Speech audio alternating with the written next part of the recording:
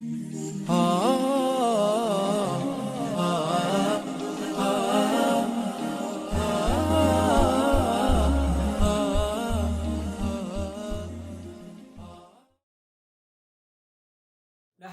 ونصلي ونسلم على رسوله الكريم اما بعد قال تعالى لن ينال الله لحومها ولا دماؤها ولكن يناله التقوى منكم۔ قربانی کرنا اللہ کے قرب حاصل کرنے کا بہت بڑا ذریعہ ہے اور اللہ کے قریب ہونے کا ذریعہ ہے، لیکن اس کے اندر اخلاص ضروری ہے، تقوی ضروری ہے۔ اس لیے قرآن پاک کی اس آیت میں فرمایا کہ اللہ تعالیٰ کے پاس ہرگز اس کا گوشت بھی نہیں پہنچتا، اس کا خون بھی نہیں پہنچتا۔ خون بھی زمین میں جذب ہو جاتا ہے، اس کا گوشت یا تو بانٹ دیا جاتا ہے یا خود استعمال میں لا کر کھا لیا جاتا ہے۔ اس لیے فرمایا گیا وَلَٰكِن يَنَالُهُ التَّقْوَىٰ مِنكُمْ، تمہارے دل کا جو جذبہ ہے وہ جذبہ اللہ کے یہاں پہنچتا ہے۔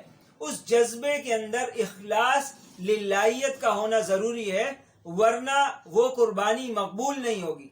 تو کوئی ریاکاری کے لیے یا لوگوں کے طعنے سے بچنے کے لیے اگر کوئی قربانی کا جانور لاتا ہے اور اس میں للہیت نہیں ہوتی، اخلاص نہیں ہوتا، تو پھر اس قربانی کا ثواب نہیں ملتا۔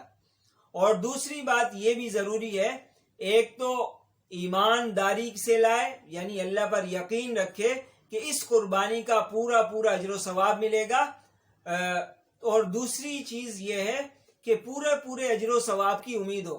یعنی ایمان کا مطلب کہ اللہ کے حکم کو پورا کرنے کے لیے لائے کہ میں یہ جانور لایا ہوں تاکہ اللہ کا حکم جو فصلی لربک وانحر کے اندر فرمایا، نبی کریم صلی اللہ علیہ وسلم کی سنت ادا ہو جائے، اور دوسری چیز اس پر اجر و ثواب کی امید ہو کہ دنیا میں اس سے کوئی فائدہ حاصل کروں یا نہ کروں، لیکن آخرت میں اللہ تعالیٰ بڑے اجر و ثواب کا مستحق بنائیں گے۔ اس لیے یہ چیز ضروری ہے، جیسے رمضان کے بارے میں، لیلۃ القدر کے بارے میں، تراویح کے بارے میں فرمایا کہ من صام رمضان ایمانا و احتسابا، کہ جو روزہ رکھے دو شرطوں کے ساتھ، ایک تو اللہ کے حکم کو پورا کرنے کے لیے ایمان کی وجہ سے، دوسرا ثواب کی نیت سے۔ اسی طرح من قام رمضان ایمانا و احتسابا، جو رمضان میں قیام کرے، شرط کیا ہے؟ ایمان بھی ہو، احتسابا یعنی ثواب کی نیت سے بھی ہو۔ اسی طرح ومن قام لیلۃ القدر ایمانا و احتسابا، تو ہر عمل کے اندر دو چیزوں کا ہونا ضروری ہے۔ ایک تو اس حکم سے مطلوب یہ ہو کہ اللہ کا حکم پورا کرنا ہے، نبی کریم صلی اللہ علیہ وسلم کی سنت ادا کرنی ہے، اور اس پر مجھے پورا اجر و ثواب ملے گا۔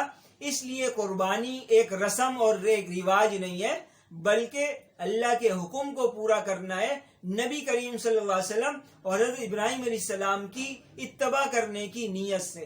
تو انشاءاللہ اگر ریاکاری کو دور کر کے اخلاص کے ساتھ سچے جذبے سے اللہ کی خوشنودی کے لیے قربانی کی جائے گی تو انشاءاللہ یہ قربانی مقبول ہوگی، اور اللہ تعالیٰ اس پر آخرت میں بڑا اجر و ثواب دیں گے۔ اللہ تعالیٰ ہم سب کو اخلاص کے ساتھ قربانی کرنے کی توفیق عطا فرمائے۔